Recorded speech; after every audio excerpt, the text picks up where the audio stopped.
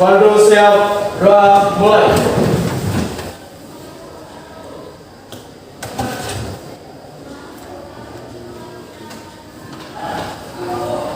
Doa selesai. Bis. Alhamdulillahirrahmanirrahim. Bagaimana kabar kalian hari ini? Baik. Sehat? Semangat? Alhamdulillah luar biasa. Ibu ingin melihat kehadiran kalian hari ini. Ya, jadi yang ibu panggil, tolong suaranya ya.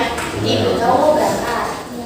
Untuk yang pertama, Jaid Fadli, ada Juwita Saputri, Akbar Arafat, Ali Ardiansyah, Ambing Rahma Ariska, Ardi Revanandi, Arif Afandi, Bayu Nugroho, Bunga Realita, Citra Firnanda,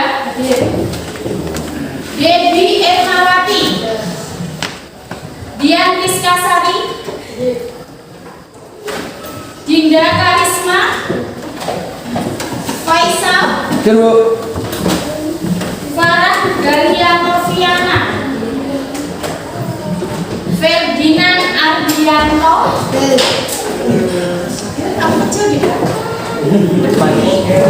Dita Fitri Oktaviani, Ismaya,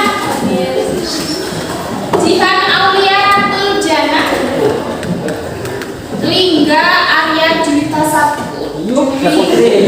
Lingga Arya Jui Saputra, Emrido Aris Maulana,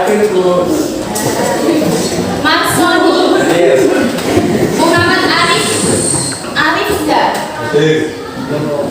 Muhammad Randy, Nabila Bilqis, Naufal Zaki, Nur Isnaini Lestari, Fajriana Suka, Putri Arum Setasari, Rahma Effendi, mana?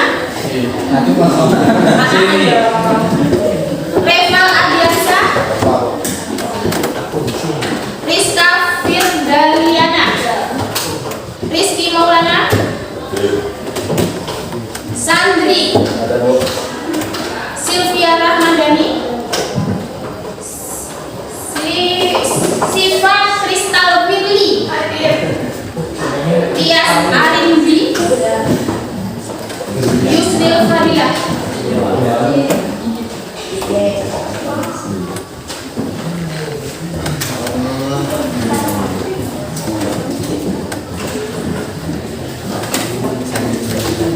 Untuk pertemuan kali ini kita akan belajar mengenai masuknya agama Hindu Buddha ke Indonesia, ya, masuknya agama Hindu Buddha ke Indonesia. Adapun tujuan pembelajaran kita hari ini ada 3 tujuan pembelajaran. Yang pertama, melalui kegiatan pembelajaran, ya, melalui pembelajaran diskusi, siswa mampu menjelaskan teori-teori masuknya kepercayaan Hindu Buddha di Indonesia dengan tepat. Kemudian yang kedua tujuannya, melalui diskusi, siswa menyebutkan tokoh penemu teori masuknya Hindu Buddha di Indonesia dengan benar. Dan tujuan yang ketiga yaitu melalui diskusi, siswa menganalisis kelemahan dan kelebihan teori-teori masuknya agama Hindu Buddha di Indonesia dengan tepat. Itu tujuan pembelajaran nanti yang akan harus dicapai oleh kalian, ya. Kemudian untuk langkah-langkah pembelajarannya pada pertemuan hari ini, Ibu akan menggunakan model pembelajaran PBL, ya, Problem Basic Learning.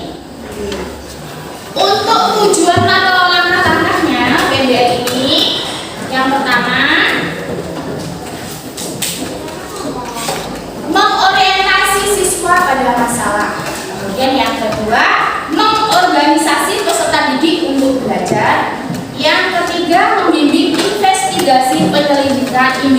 maupun kelompok. Kemudian langkah yang keempat, mengembangkan dan menyajikan penyelesaian masalah. Kemudian yang kelima, menganalisis dan mengevaluasi proses pemecahan masalah. Jadi ada 5 langkah atau 5 fase yang nanti kita akan pelajari pada pertemuan hari ini. Kemudian sebelum kita masuk pada materi, Ibu ingin melihatkan gambar di depan. Coba perhatikan gambar depan. Pernahkah kalian melihat gambar ini? Gambar apa ini? Candi Borobudur. Apakah kalian pernah ke sana? Alhamdulillah. Di mana letaknya? Jogja. Kalian sudah pernah ke sana, sudah tahu nama tempatnya. Ya, sudah pernah ke sana, sudah tahu tempatnya. Kemudian Ibu tanya, kira-kira di masa apa candi ini dibuat?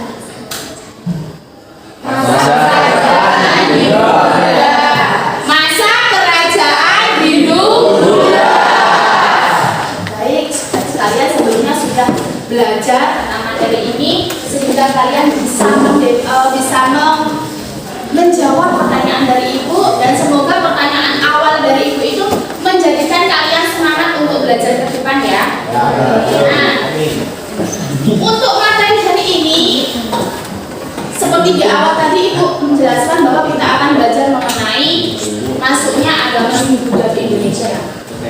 Nah, agama Hindu-Buddha masuk ke Indonesia ini tidak tiba-tiba ada, ya tidak?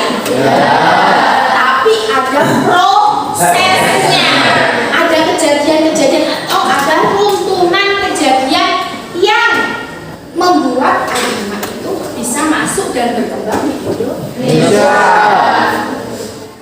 Ada yang tahu nggak sebenarnya agama Hindu-Buddha itu datangnya dari mana sih? Dari India, dari India. Nah, pada hari ini Ibu akan menayangkan video, ya, menayangkan sebuah video di mana video ini merupakan gaya hidup anak sekarang. Kalian nonton dulu videonya, nanti Ibu jelaskan masalahnya apa sih yang memecahkan antara video yang Ibu tayangkan ini dengan apa? Materi pembelajaran kita hari ini, yaitu apa? Masuknya agama Hindu-Buddha ke Indonesia.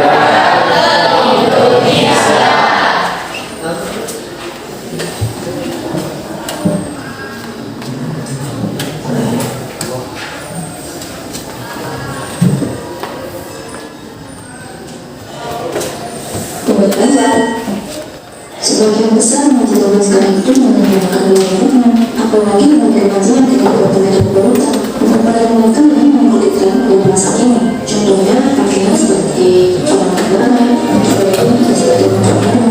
Jika sekarang itu selalu dikaitkan dengan zamannya teknologi, mereka terbiasa berbelanja atau membeli barang yang mereka inginkan, bukan membutuhkan. Ironisnya, contoh ini mereka dapatkan dari orang tua dan mengalihkan bunga biasa. Mereka sama-sama ke media sosial. Hati-hati ya menggunakan media sosial zaman sekarang. Selain sedikit bisa berbagi kita dan memiliki untuk ilmu sekali ganti. Seperti berbeda kelaran dan hidup bebas. Apalagi kalau ekonomi sekarang untuk berpakai beredar dan bisa kemana-mana. Orang tua juga berlomba memberikan edukasi atau nasihat yang baik bagi anaknya karena harus mereka memilih sekali baik. Menjawab zaman Nabi ini maka anak sebelum aja. Siapa mereka mengancam berapa yang seharusnya pada waktunya. Hal yang dilakukan remaja zaman sekarang itu contohnya kalau kalian mau tidur, apa yang kalian cari pasti gadget. Sebagian dari remaja yang memiliki bahasa ini walaupun gak semua, memang gak itu bisa lalu yang perlu dihindari. Kadang mereka bisa mensupport via sosmed HP berjam-jam, bahkan sampai begadang. Tapi yang di sana lagi ya pendekatan remaja zaman sekarang untuk kepentingan tersendiri yang hampir fantastis. Padahal mereka belum berhasil. Terus-terus dulu mereka handphonenya dia kan memiliki orang tua atau lebih kurangnya kalau kami laptop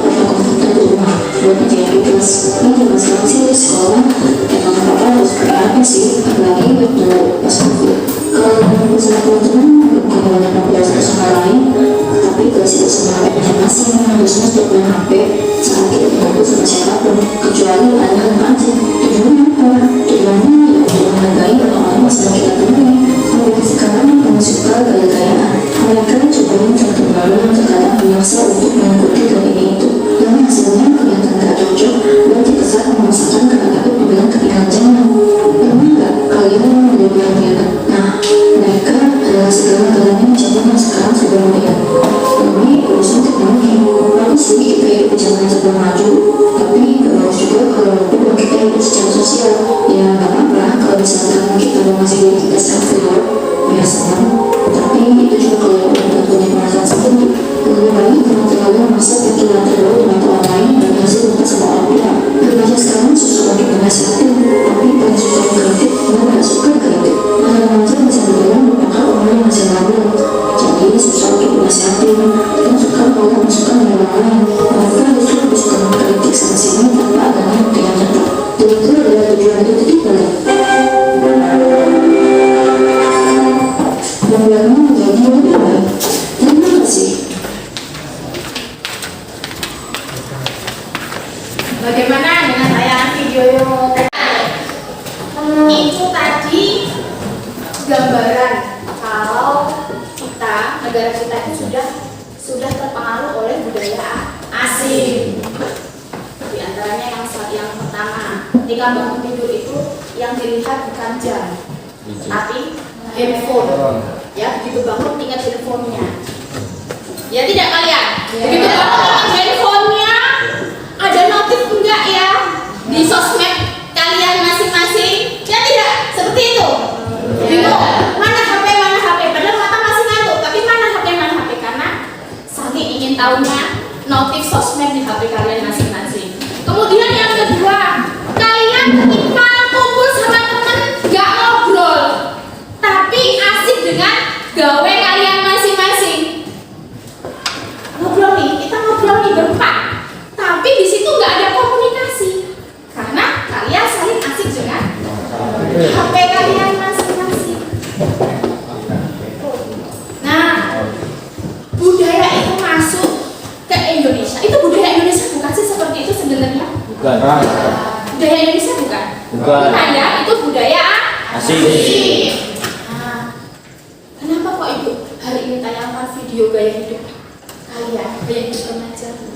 Karena Ibu ingin mengkaitkan atau Ibu ingin memecahkan masalah bahwasanya materi kita apa? Datangnya Hindu-Buddha.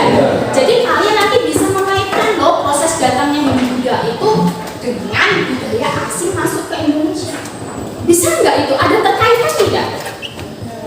Ada tidak? Ada. Karena sama-sama budaya asing masuk ke Indonesia. Kalau budaya atau agama Hindu-Buddha itu menurut teori masuk ke Indonesia itu dibawa melalui 5 teori.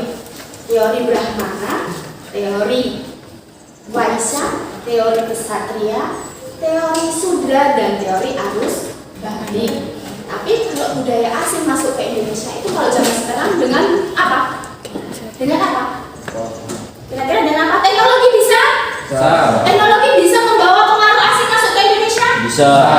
Sangat bisa sekali karena dunia internet atau dunia online itu sangat mudah untuk kita jangkau. Bahkan budaya asing juga bisa masuk dengan cepat di Indonesia.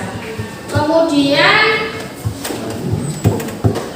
Ibu sudah menjelaskan ya materi kita hari ini, kemudian keterkaitan masalah dengan materi juga Ibu sudah jelaskan. Tahap selanjutnya yaitu Ibu ingin membagi kalian menjadi 5 kelompok. Jadi satu kelas ini terdiri dari 5 kelompok. Mau Ibu bagi apa bagi sendiri-sendiri? Sendiri. Ya, kalau dibagi sendiri-sendiri sudah punya kelompok tentunya di kelas ini kan? Kalau sudah silahkan bergabung dengan kelompoknya masing-masing.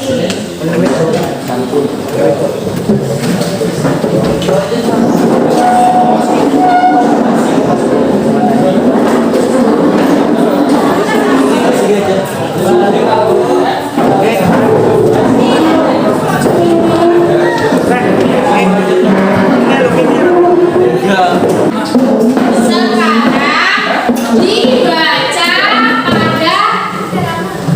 dibaca, ada LKPD-nya.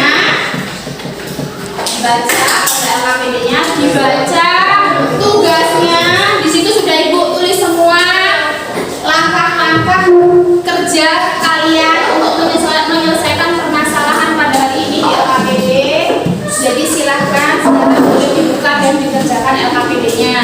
Bagi yang kurang paham, acungkan tangannya, nanti Ibu datang ke kelompok kalian. Jangan ribut, konsentrasi.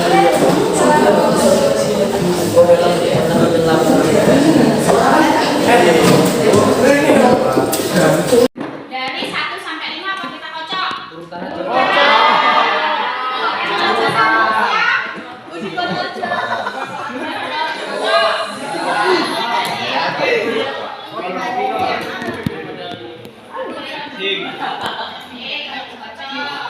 Apa boleh maju ke depan? Jadi Ibu ambil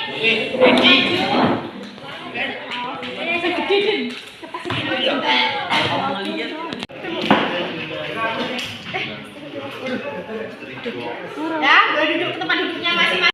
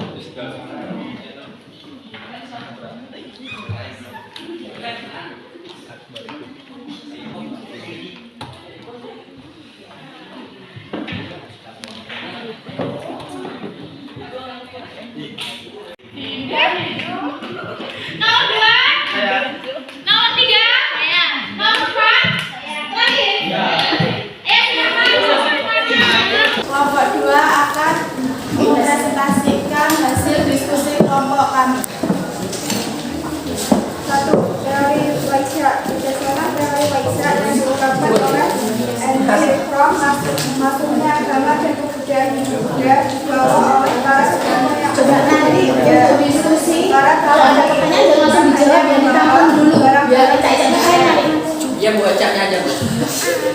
tetapi juga membawa arah kebiasaan dari negaranya. Bukan hanya itu, MC Rom juga mengatakan bahwa para pedagang datang ke Indonesia sesuai dengan angin musim. Dengan kata lain, jika angin musim menunjukkan atau memperlihatkan dalam keadaan tidak baik, maka para pedagang tidak akan datang ke Indonesia.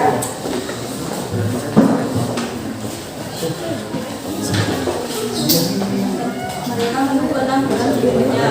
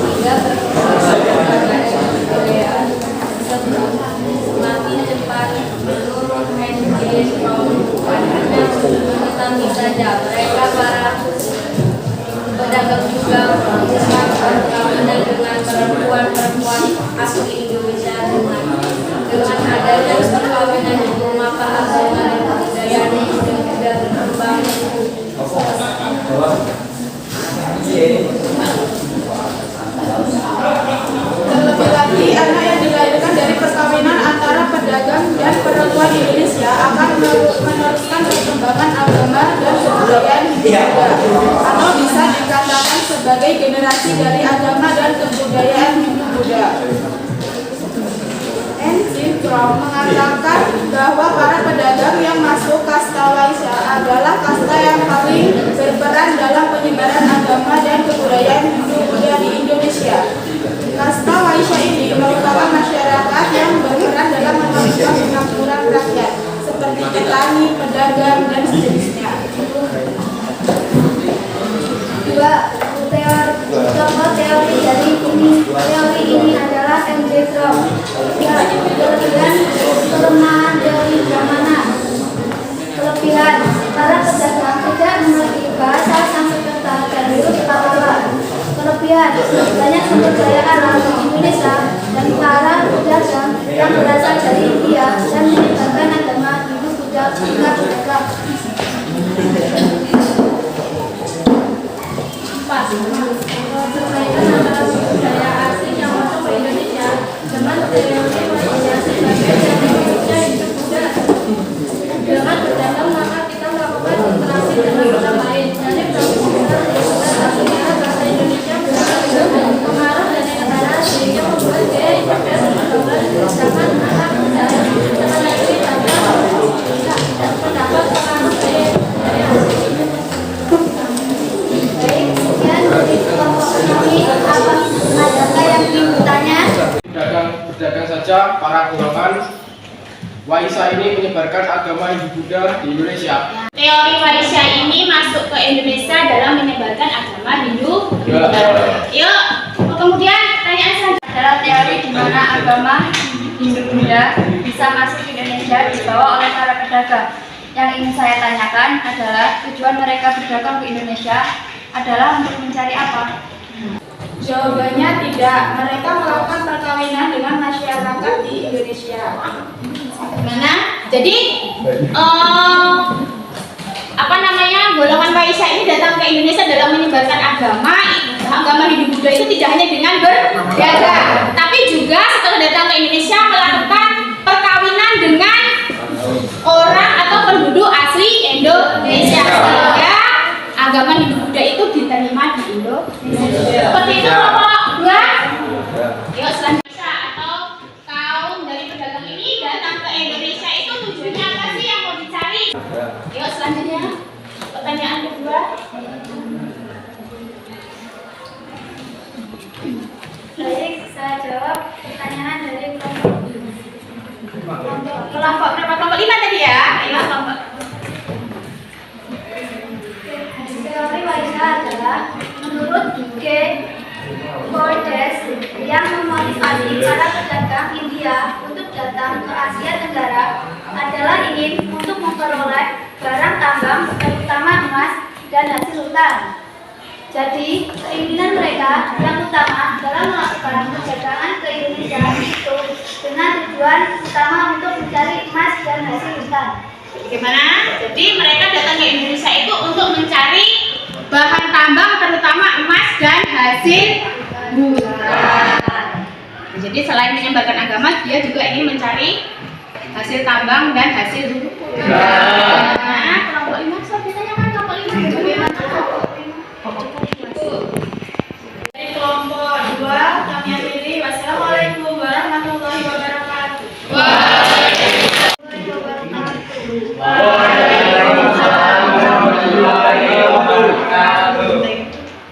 Kami dari kelompok 3 ingin mempresentasikan hasil dari kerja kelompok. Satu, teori kesatria. Menurut FDK Watts, pada masa lampau di India sering terjadi perang antar golongan. Para prajurit yang kalah kemudian meninggalkan India. Rupanya, para prajurit tersebut ada yang sampai ke wilayah Indonesia, mendirikan koloni-koloni baru sebagai tempat tinggalnya. Di tempat baru tersebut terjadi proses penyebaran agama dan budaya Hindu.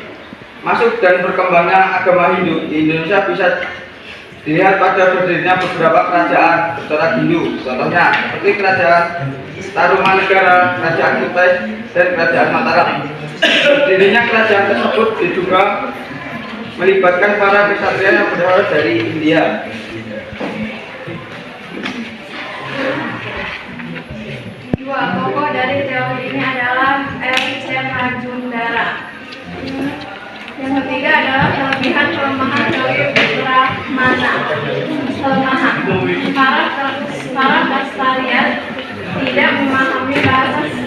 Samsaka dan huruf Pahlawa.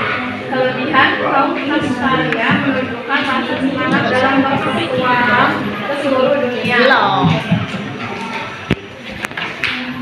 Keterkaitan antara budaya asing yang masuk ke Indonesia dengan teori Ksatria sebagai teori masuknya Hindu Buddha. Kaitannya yaitu budaya asing bisa masuk ke Indonesia dulu bisa melalui beberapa cara. Kalau zaman dahulu agama dibagi masuk ke Indonesia melalui Ksatria, maka kalau zaman sekarang budaya asing itu bisa masuk ke Indonesia pada pergaulan anak muda sehingga budaya asing bisa ada di Indonesia dan berakulturasi dengan budaya itu. Jadi tadi presentasi dari kelompok kami. Mungkin dari kelompok lain ada yang ingin ditanyakan? Ya, silakan kelompok. Ya. Jelaskan alasan para ksatria bisa datang ke Indonesia. Tujuan awal para ksatria datang ke Indonesia apa? Akan menjawab dari kelompok citra yang akan dibacakan oleh teman kami. Menurut dari yang ditemukan oleh Profesor Dr. J.L. Cummings pada abad 4 Masehi, Arab sehingga para ksatria yang melarikan diri dan mencari daerah baru di Nusantara.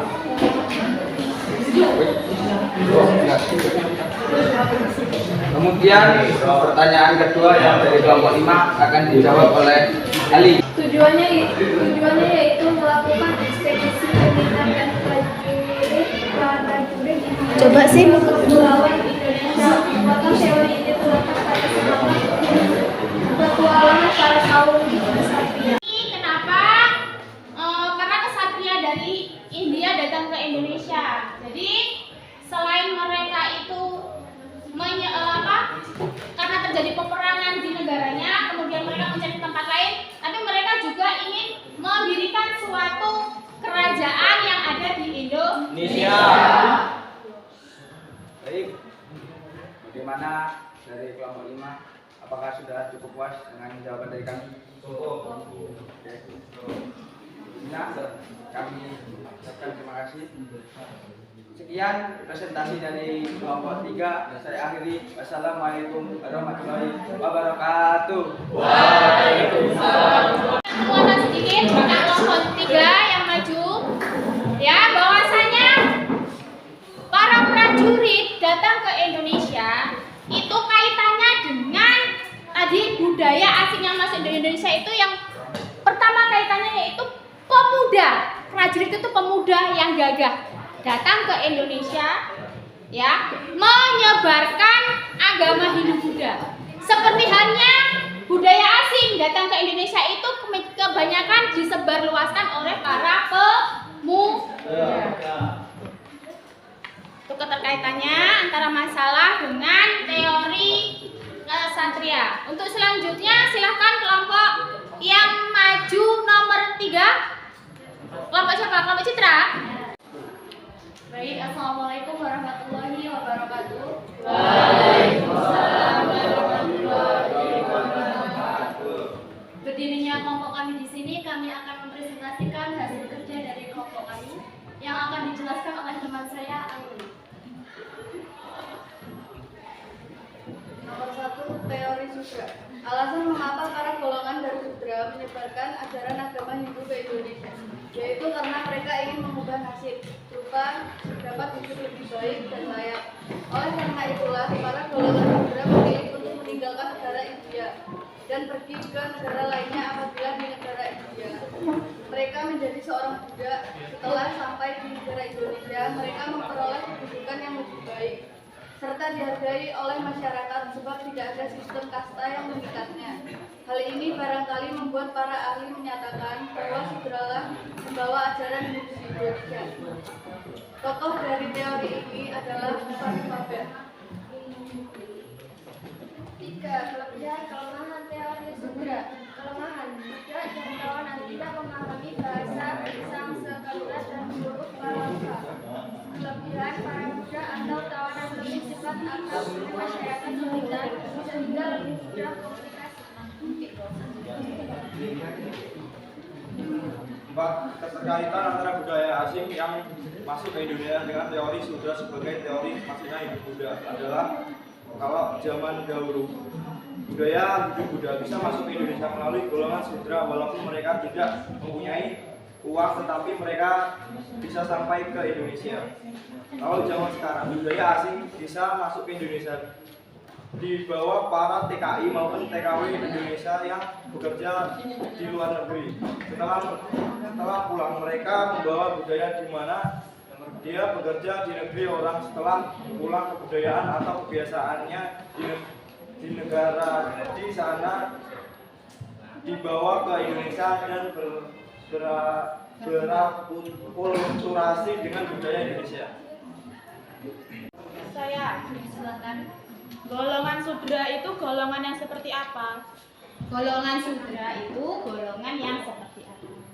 Apa yang membuat golongan Sudra datang ke Indonesia?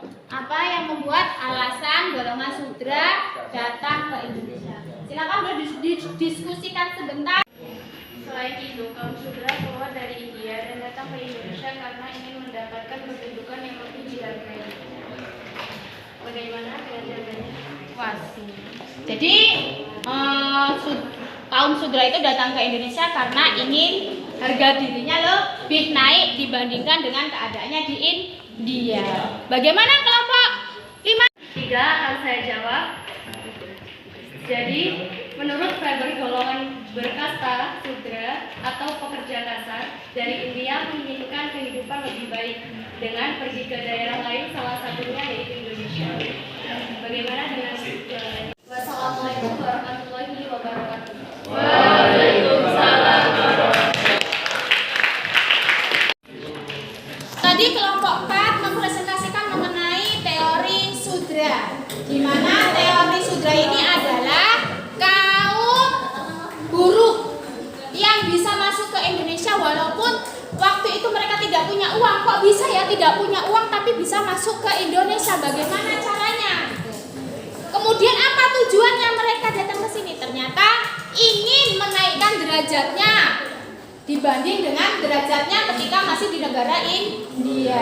Ingin memperbaiki derajat kehidupannya. Kemudian keterkaitannya dengan budaya asing masuk ke Indonesia apa? Jadi kalau zaman dahulu budaya atau agama Hindu Buddha itu masuk ke Indonesia karena golongan Sudra, golongan buruh. Nah, sekarang kalau zaman sekarang budaya asing masuk ke Indonesia itu dibawa oleh para tenaga kerja Indonesia yang bekerja di luar negeri, ya kan? Mereka bersosialisasi dengan orang di sana tempat mereka bekerja. Kemudian ketika pulang, mereka membawa kebudayaan negara yang menjadi tempat ia bekerja, ya. Kebudayaannya dibawa pulang. Kemudian berkembang di Indonesia. Kesimpulan dari kelompok 4. Selanjutnya, kelompok. Sebelumnya kami awali Assalamualaikum warahmatullahi wabarakatuh. Waalaikumsalam warahmatullahi wabarakatuh. Berdirinya kelompok kami di sini akan mempresentasikan hasil diskusi kami. Yang pertama, teori arus balik. Menurut teori arus balik, masuk dan penyebaran agama Hindu Buddha disebabkan oleh ketertarikan masyarakat Indonesia terhadap ajaran agama Hindu Buddha yang dibawa oleh para intelektual dari India yang bersemangat menyebarkan dan mengajarkan agama Hindu Buddha dengan menumpang kapal-kapal dagang. Teori arus balik ini didukung oleh bukti sejarah yang berasal dari prasasti Nalanda.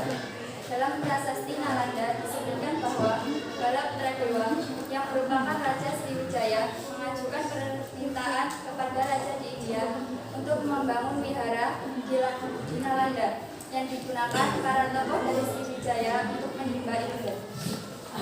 Permintaan tersebut dikabulkan sehingga para tokoh dan pelajar Sriwijaya dapat menuntut ilmu agama di India untuk kemudian kembali ke Indonesia dan menyebarkan dan mengajarkan agama Hindu Buddha.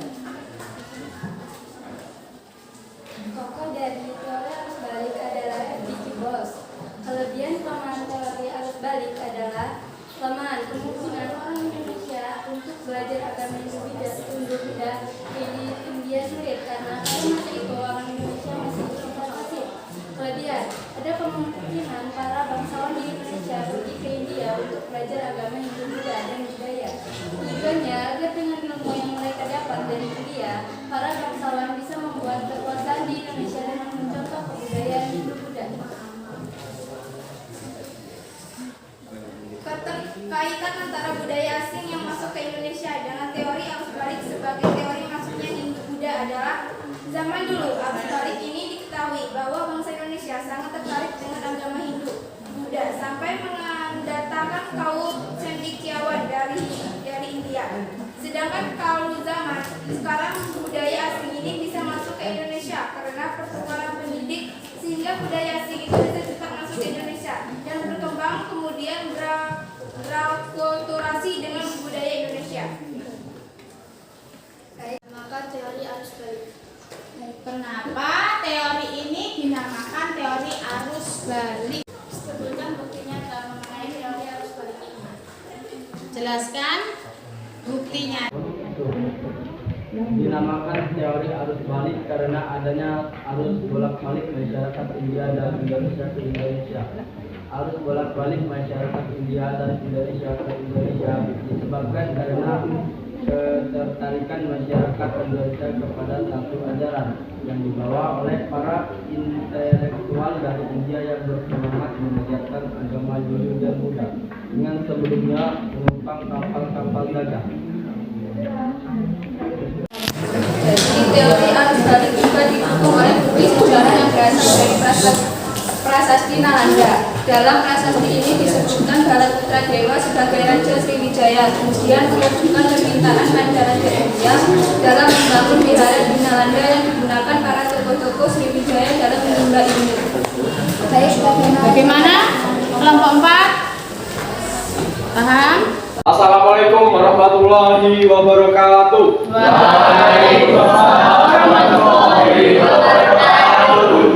Berdirinya kelompok kami di sini ingin mempresentasikan hasil kerja kami, yaitu tentang teori Brahmana. Cara kaum Brahmana sampai di Indonesia adalah menggunakan kapal. Meski ada kepercayaan bahwa jika kaum Brahmana menyeberangi laut, ilmunya akan hilang. Namun saat itu transportasi paling maju untuk bepergian ke negara lain yaitu adanya kapal laut. Teori Brahmana dikemukakan oleh J.C. Van Leeuwen. Ia berpendapat bahwa Hinduisasi di Indonesia disebabkan oleh peranan kaum Brahmana, golongan pemuka agama di India.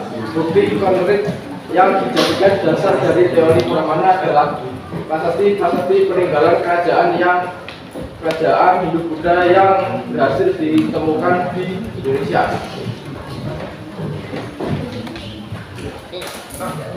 Kebanyakan prasasti yang ditemukan terdapat tulisan yang dibuat dengan huruf Pallawa dan bahasa Sanskerta. Di India sendiri, bahasa dan huruf tersebut hanya dikuasai oleh kaum Brahmana. Atau kemudian dikutip dari Wikipedia, pada Brahmana menyebarkan agama Hindu-Buddha dengan cara mereka datang ke Nusantara atas undangan dari kepada suku dan raja. Pada awal Masehi, dunia kemaritiman sudah berkembang dengan baik. Terbukti banyak pedagang Cina dan India yang datang ke Indonesia menggunakan kapal. Dengan demikian, cara kaum Brahmana sampai di Indonesia adalah dengan menggunakan kapal, meski ada kepercayaan bahwa jika kaum Brahmana menyeberangi laut, ilmunya akan hilang. Namun saat itu transportasi paling maju untuk bepergian ke negara lain baru ada kapal laut. 2. Tokoh dari teori ini adalah Van Leeuwen. 3. Menggunakan kelemahan teori Brahmana.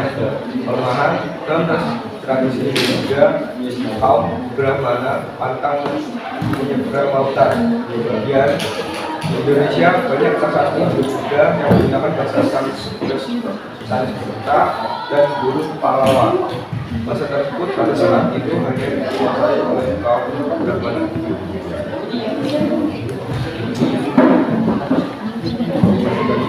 Baik, adakah pertanyaan dari teman-teman? Saya kelompok berapa disebutkan kelompoknya? Ya, kelompok 2. Bertanya. Sebutkan bukti bahwa golongan Brahmana sebagai teori masuknya agama Hindu-Buddha di Indonesia. Sebutkan bahwa teori Brahmana itu sebagai teori yang membawa masuk ke Indonesia agama Hindu. Ya, pertanyaan? Enggak. Ada sini. Jelaskan secara singkat teori Brahmana itu. Jelaskan secara singkat teori Brahmana. Bagus sekali pertanyaannya. Ya, silakan kelompok 1. Baik, Diskusikan. pertanyaan dari kelompok 2 akan dijawab oleh teman saya, Devi. Pertanyaannya, sebutkan bukti bahwa golongan Brahmana sebagai teori masuknya agama Hindu-Buddha di Indonesia. Didasarkan atas temuan prasasti yang menggunakan bahasa Sanskerta dan buku Pallava. Bahasa dan buku tersebut hanya dikuasai oleh kaum Brahmana. Pertanyaan yang kedua, jelaskan secara singkat teori Brahmana itu. Teori yang menyatakan bahwa agama Hindu-Buddha masuk ke Indonesia dibawa oleh kaum Brahmana, pendeta yang diundang para penguasa Indonesia. Teori ini menegaskan bahwa penyebaran agama Hindu-Buddha dibawa oleh golongan Brahmana, didukung oleh beberapa prasasti di Indonesia menggunakan bahasa Sanskerta. Baik, apakah cukup puas dari kelompok 2 dan 3? Cukup. Baik, sekian presentasi dari kelompok kami. Saya akhiri. Wassalamualaikum warahmatullahi wabarakatuh. Waalaikumsalam warahmatullahi wabarakatuh.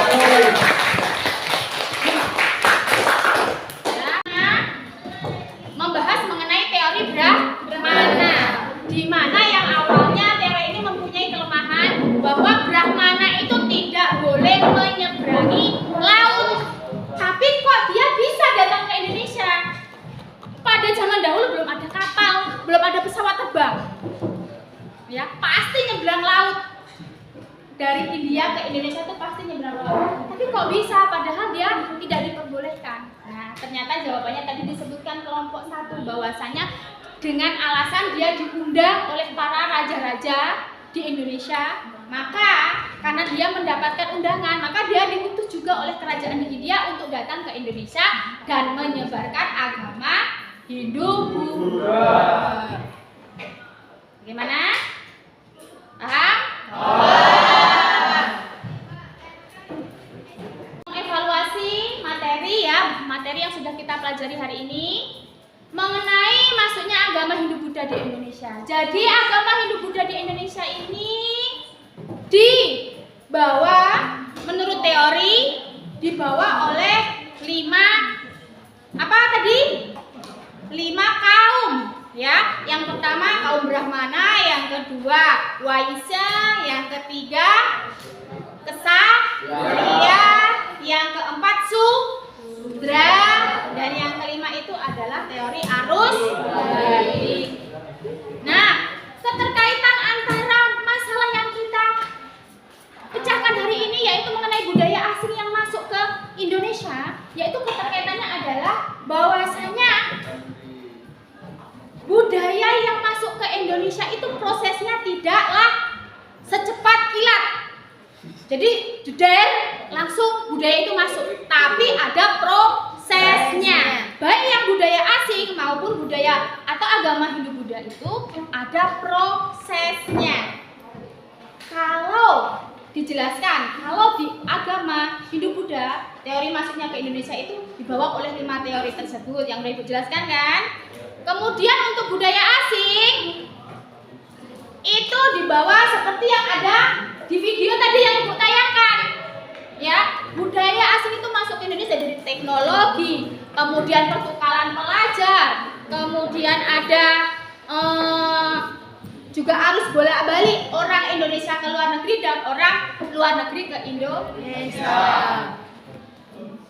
Bagaimana, ada pertanyaan dengan materi ini? Sudah cukup jelas?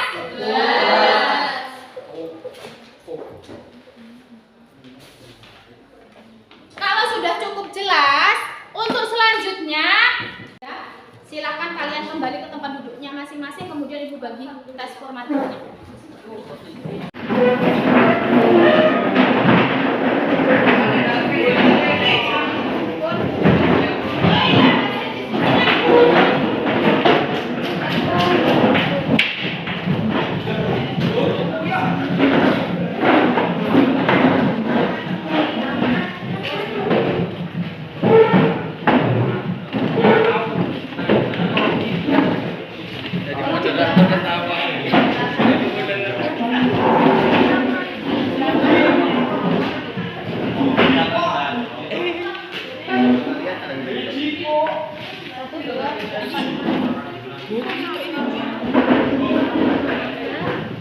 Soalnya 10 menit diisi ya, yang pilihan ganda 3 soal, yang isai 3 soal ya, diisi, yang isai diisi isai, yang pilihan ganda yang diisi pilihan ganda, kemudian dicantumkan atau dibubuhi nama dan kelas kalian supaya nanti diterima indeksnya.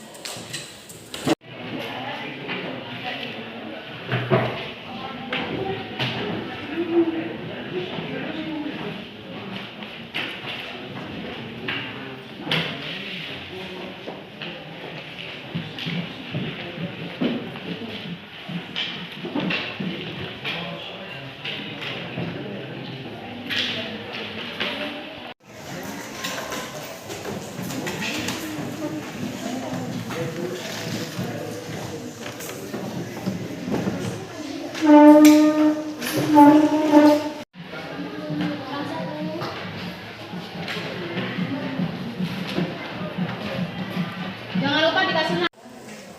Sudah selesai? Kalau sudah selesai, dari belakang dipukul ke depan. Jadi nanti bentuknya di sini Ibu tinggal ambil di depan. Ayo. Ayo.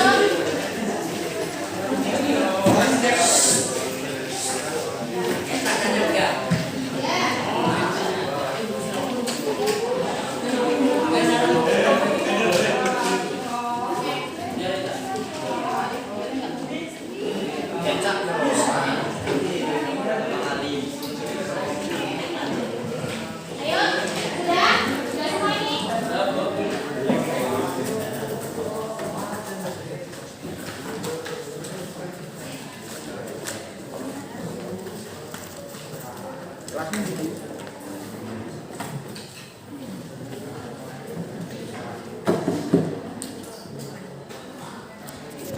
Sudah melewati serangkaian fase dari pembelajaran kita PDL hari ini. Nah, sekarang sebelum menutup pembelajaran, Ibu ingin menyampaikan atau menyimpulkan materi yang sudah kita pelajari. Jadi kesimpulannya untuk materi hari ini adalah keterkaitan antara budaya asing yang masuk ke Indonesia dengan materi yang kita pelajari hari ini, yaitu tentang masuknya agama Hindu-Buddha di Indonesia. Yaitu mereka sama-sama memerlukan proses. Jadi semua kebudayaan yang masuk ke Indonesia itu perlu proses, tidak instan, tidak tiba-tiba datang, tidak tiba-tiba ada, tapi ada proses di belakangnya yang menjadikan kebudayaan itu masuk dan berakulturasi di Indonesia. Dan orang Indonesia itu adalah orang yang jenius, bahkan disebut dengan lokal jenius, karena bisa menyaring budaya yang baik dan budaya yang tidak baik. Budaya yang baik diakulturasikan dengan budaya asli Indonesia, dan budaya yang tidak baik dibuang, tidak dipakai. Itu hebatnya orang Indonesia. Jadi bisa memilah antara yang kebudayaan baik dan kebudayaan yang buruk. Kebudayaan yang buruk tidak dipakai dan kebudayaan yang baik diakulturasikan dengan budaya lokal. Itu pembelajaran hari ini. Ibu ingin bertanya, gimana sih perasaan kalian? Perasaan kalian mengikuti pelajaran sejarah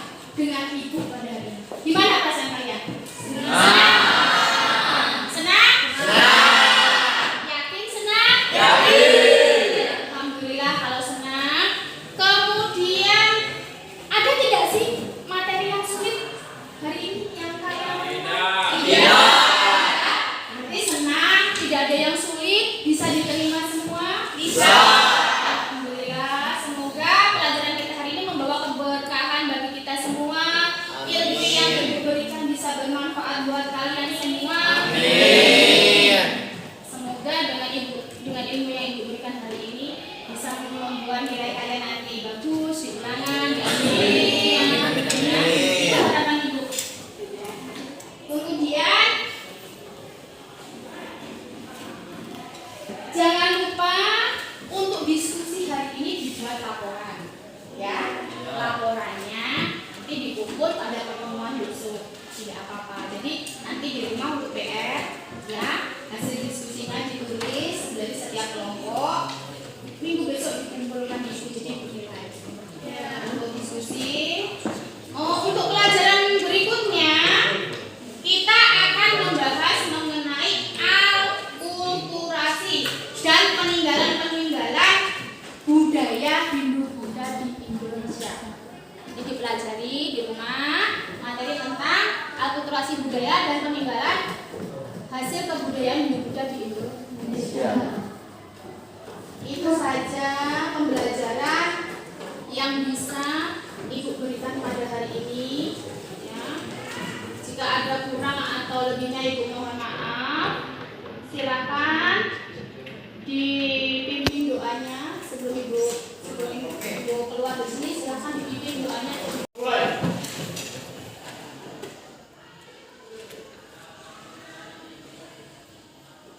Doa selesai.